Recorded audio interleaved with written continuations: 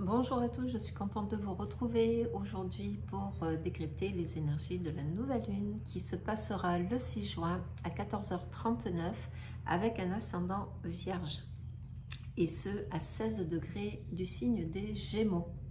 Donc euh, nous allons voir qu'il y a plusieurs choses à prendre en compte, notamment un stellium dans le Gémeaux. Alors un stellium, c'est un regroupement de planètes.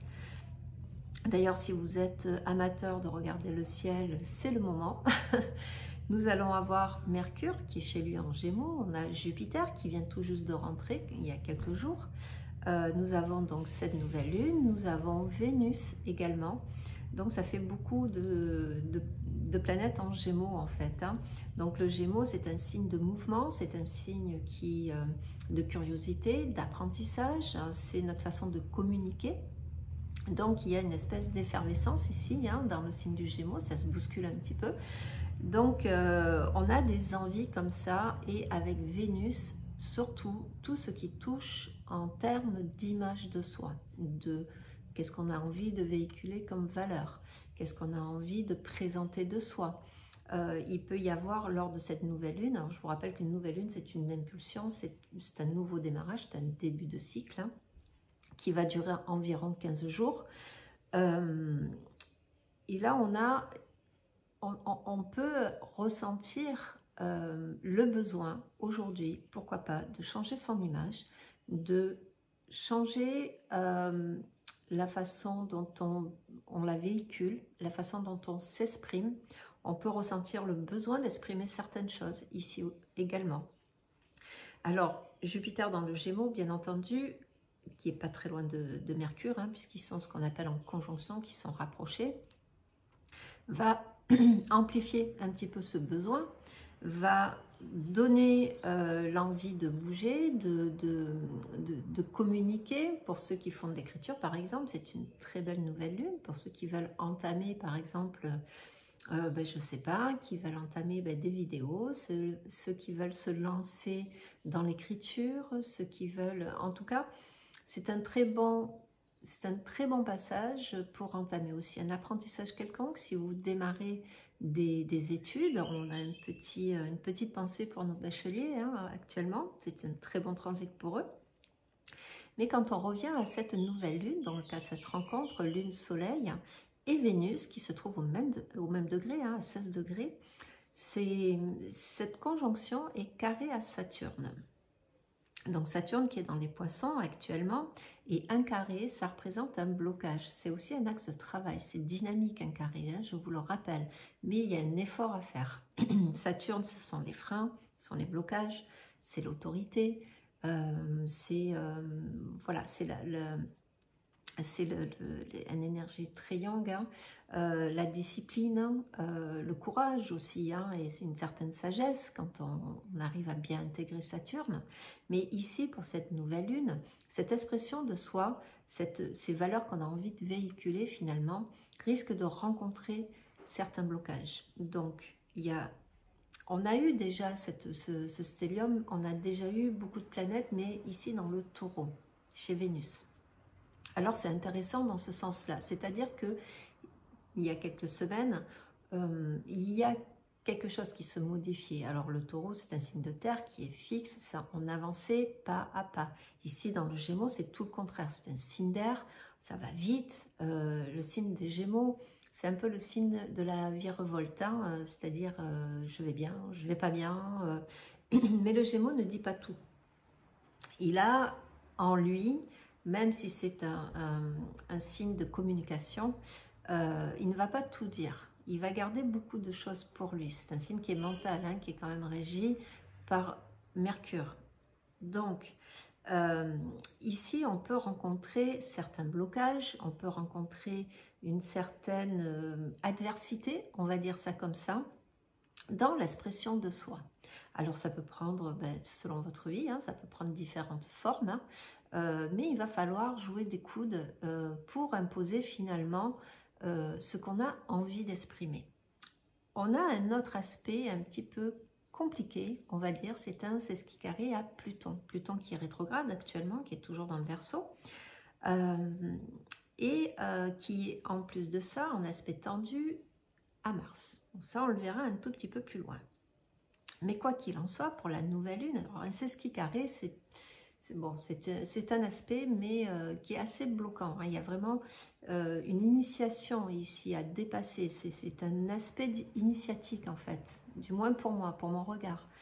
Et Pluton, c'est la planète de la transformation. Donc ici, le travail peut-être à faire, c'est que ce qui a été travaillé en amont il y a quelques semaines, les choses qu'on a eu envie de faire, les projets que l'on veut mettre en place, toute cette image qu'on a envie d'exprimer va demander un effort, va demander, alors ici c'est pas, le but n'est pas de ruer dans les brancards.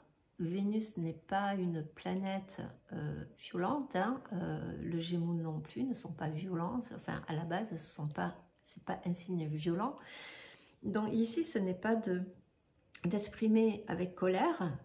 Il y a peut-être ici, je dirais, un effort de compréhension à faire, de quand on parle et que les gens, par exemple, ne sont pas d'accord avec nous, n'entendent pas vraiment ce qu'on cherche à leur dire, le travail à faire sera vraiment de puiser au fond de soi et d'aller exprimer d'une façon ferme, ici avec Saturne, d'une façon autoritaire, mais pas dans l'autoritarisme, c'est-à-dire juste écoute ce que je dis, j'ai envie de dire des choses, j'ai envie de devenir ça, j'ai compris ça, j'ai envie d'exprimer ça aujourd'hui de moi et j'aimerais que tu l'entendes.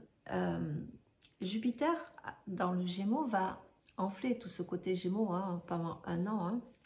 Donc, on l'a vu ça précédemment, j'en ai parlé avec les JO, justement. Il y a une certaine mise en valeur dans la communication ici. Bon, on a les élections, il y a beaucoup de choses qui vont se passer. Mais il n'empêche que cette envie, ce besoin d'expansion de nous, de nos valeurs, de ce à quoi on est attaché, comment nous pensons, ce que nous pensons d'une situation, ce que nous pensons d'une personne, ce que nous pensons de nous, va être un petit peu on va dire le nerf de la guerre ici, au sein de cette nouvelle lune. Alors, il y a quand même des bons aspects, encore heureux, et notamment Mercure et Jupiter, hein, qui sont encore en conjonction, c'est-à-dire qui sont encore peu éloignés l'un de l'autre, et qui font un trigone justement à ce fameux Pluton. Et c'est ce dont je vous parlais. Pluton va demander, ici dans le Verseau, hein, il y a cet aspect de liberté, il y a cet aspect de défaire des chaînes, de ne plus être dépendant, d'aller vers l'autonomie, vers l'individualisation. Et donc, il y a une marche ici à monter. Alors, c'est un aspect qui est aidant, hein, puisque c'est en trigone. Il y a cet aspect-là qui aide quelque part et qui encourage d'une autre part à se positionner, à dire les choses comme on a envie de les dire, tout en écoutant. C'est-à-dire qu'ici, le terme d'échange va être le cœur, hein, le message à véhiculer en fait lors de cette nouvelle lune.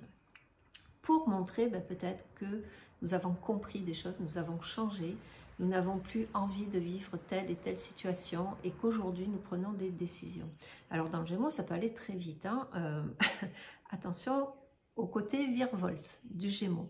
C'est-à-dire qu'il y a ici le danger, si je peux parler comme ça, sera de ne pas dire les choses, de déterminer dans notre tête une stratégie et de mettre les gens au pied du mur.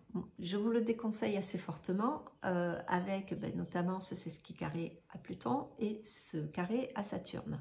Parce que vous risquez finalement de vous retrouver plus dans l'embarras qu'autre chose. Donc l'expression, le fait de parler de la bonne façon, c'est pas ici d'avoir raison ou savoir qui a raison ou qui a tort, c'est juste d'exprimer complètement ce que l'on a envie tout simplement de dire ou de devenir aussi, puisqu'on n'est pas tous confrontés aux mêmes situations dans la vie et parfois on a plutôt le sentiment aussi avec soi-même de se donner, par exemple ce carré est un très bon aspect pour se donner une directive de vie, pour se donner une certaine discipline, pour avoir des projets et que pour avancer, eh bien, il va falloir aller peut-être au-delà de certaines limites de ce que l'on connaît. Alors c'est un deal entre soi et soi quelque part, vous voyez. Donc, le carré Pluton-Mars, ici, je tenais à en parler parce que c'est quand même très nerveux. Hein. Mars se retrouve dans la maison 8, Pluton se retrouve dans la maison 4. Donc, je vous rappelle que la maison 4 appartient à la Lune. Et la maison 8 appartient au Scorpion. Pluton et Mars sont les deux planètes maîtresses de ce Scorpion.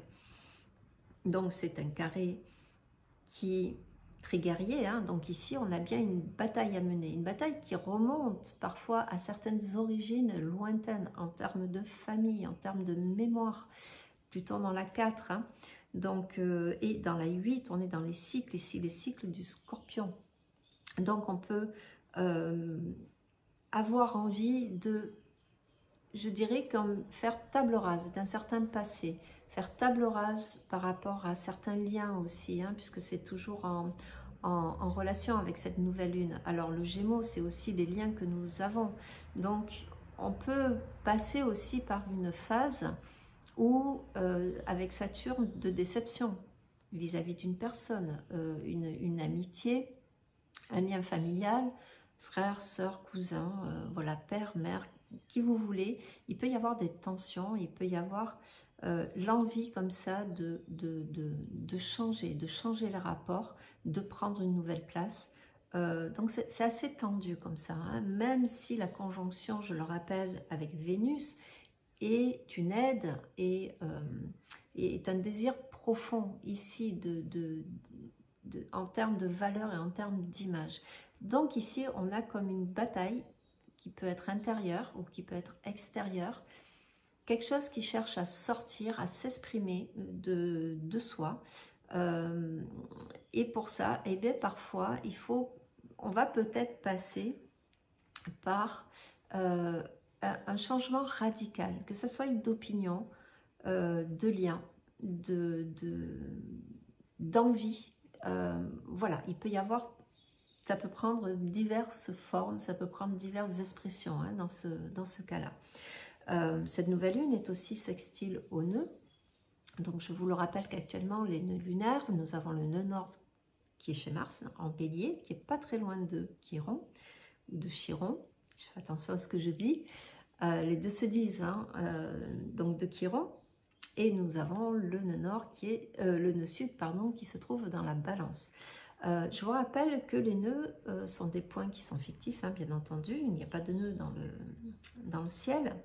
Que le nœud sud va représenter les énergies du passé, va représenter ici dans le nœud sud ce qui appartient à la Balance, on va dire dans le côté négatif de la Balance, c'est-à-dire notamment la dépendance, qu'elle soit affective ou qu'elle soit en regard vis-à-vis du regard des autres. Et là, on retrouve quelque part une cohésion dans cette nouvelle lune. C'est-à-dire, est-ce que je suis suffisamment prête aujourd'hui à m'exprimer, ou prêt, pardon, à m'exprimer, à aller vers l'image que j'ai envie d'avoir, selon comment moi je me vois, et de me détacher, hein, avec Pluton, de me détacher finalement de ce que peuvent penser les autres. Est-ce que j'ai besoin de toujours dépendre de ce que peut penser quelqu'un par rapport à ce que je fais, par rapport à ce que je dis, par rapport à ce que je présente, par rapport, je ne sais pas, au projet que je peux avoir? Est-ce que j'ai toujours quelque part une adversité, quelqu'un qui vient me dire que non, c'est pas possible, etc., etc.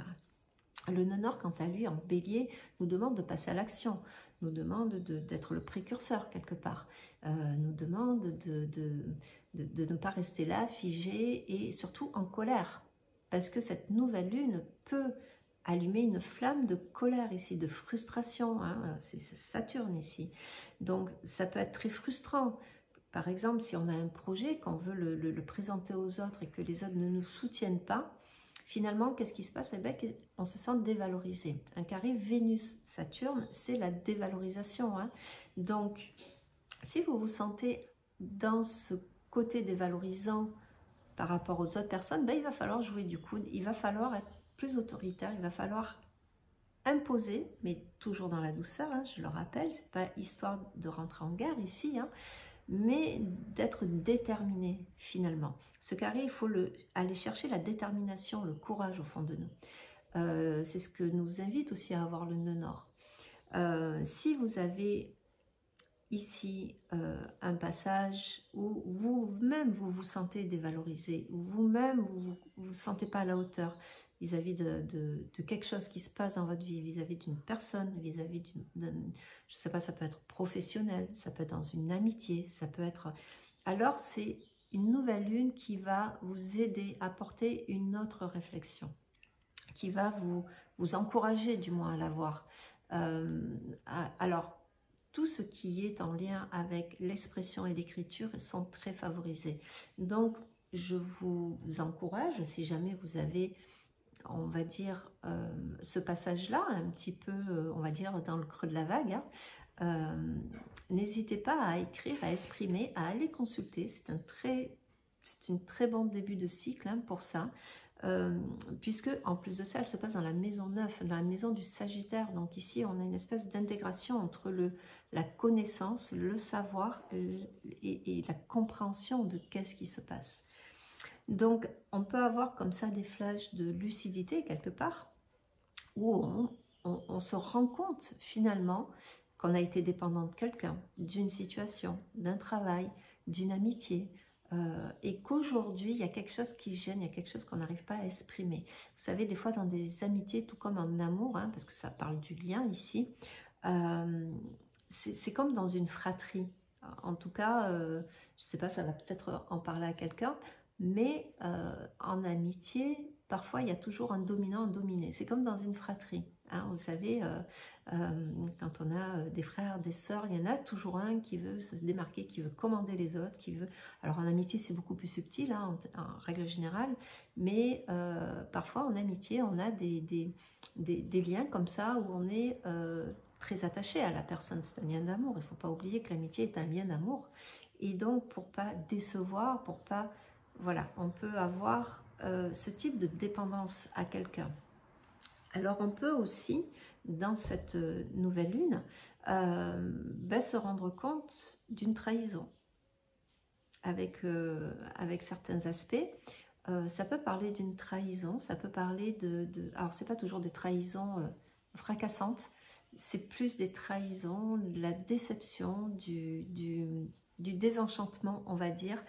Ici, on se détache finalement d'une certaine idéalisation, je dirais, vis-à-vis d'un événement. C'est toujours pareil, événement, personne, etc. Et il est vraiment demandé, surtout avec l'ascendant Vierge, n'oubliez pas que la Vierge soigne. Soit elle culpabilise, soit elle soigne, ou les deux en même temps. Donc ici, l'ascendant Vierge, qui appartient aussi à Mercure, hein, va peut-être vouloir aussi aller chercher la parole qui soigne ici. C'est pour ça que je vous disais, si vous voulez entamer une thérapie, si vous voulez voir quelqu'un pour aller mieux, si vous voulez vous confier à quelqu'un de sûr, avec qui vous avez de beaux liens, etc. Il y a cette notion de soin, il y a cette notion comment dire, cette notion de soin. Enfin, je vois pas comment je pourrais l'exprimer autrement. Mais la Vierge aussi se dévalorise. C'est pour ça qu'on en revient à la dévalorisation, surtout que nous avons Saturne qui est en face de la Vierge, hein, donc qui va appuyer sur ce côté-là.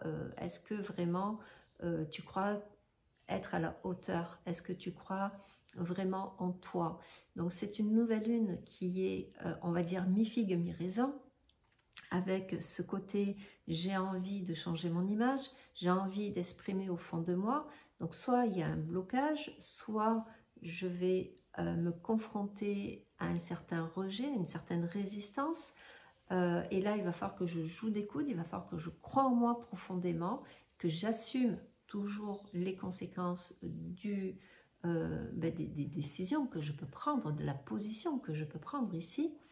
Je dois peut-être me détacher de quelqu'un, je vais peut-être avoir une douche froide quelque part, mais en même temps, ça m'amène vers un chemin où je vais pouvoir finalement, au fond de moi, être plus vrai, être plus proche de ce que je ressens au fond de moi, en termes d'être, en termes d'individualité ici.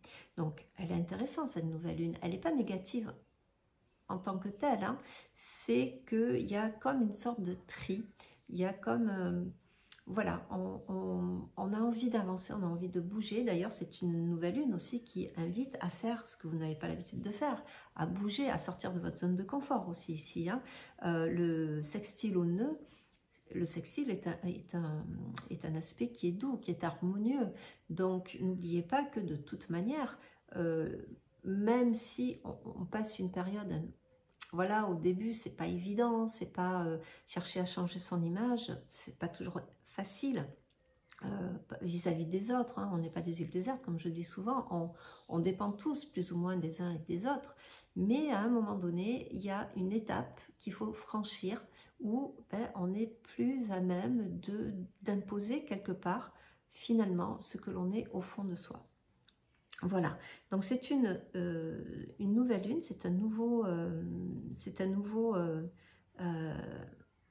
cycle, pardon, j'ai cherché mes mots, c'est le matin, hein, je suis désolée. C'est un nouveau cycle qui voilà, encourage énormément à s'exprimer.